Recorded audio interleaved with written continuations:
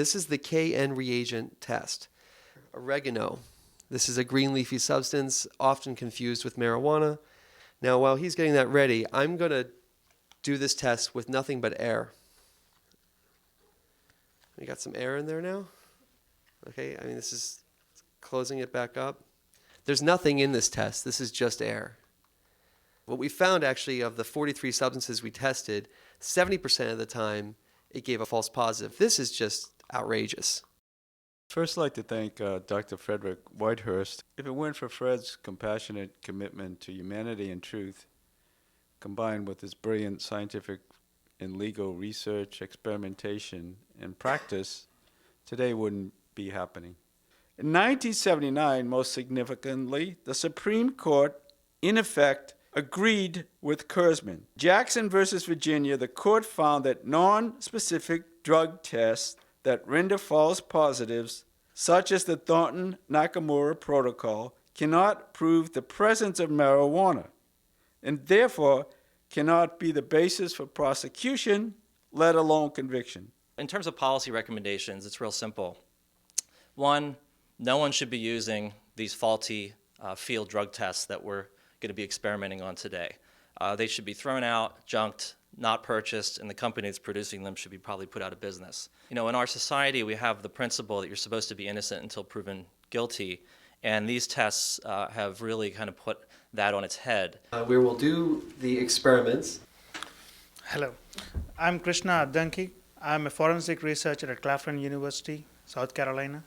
I'm also representing Dr. Omar Bagastra, my mentor from the same university.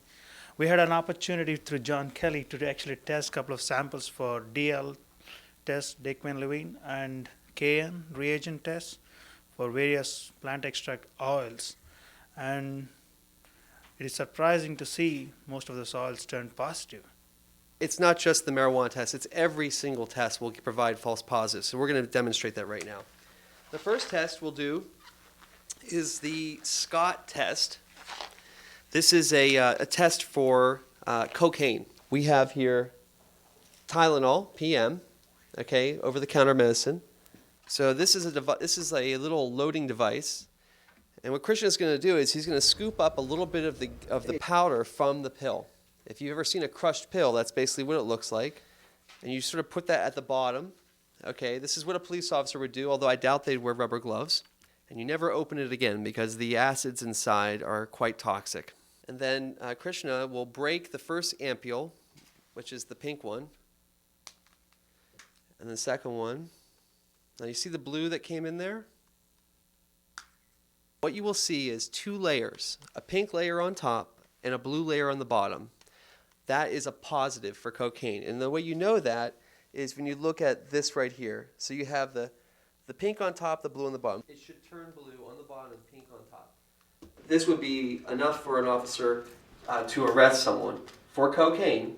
So next up on our experiments here is chocolate. We have found is that all of these chocolate products will test positive for marijuana. Doesn't take very much of a sample. That looks like a false positive to me. How about you guys? Would you agree? This is close enough, probably in the eyes of an officer, to render a false positive. Classic, most common chocolate bar on earth, probably. So here we go on the Hershey's bar. Another false positive.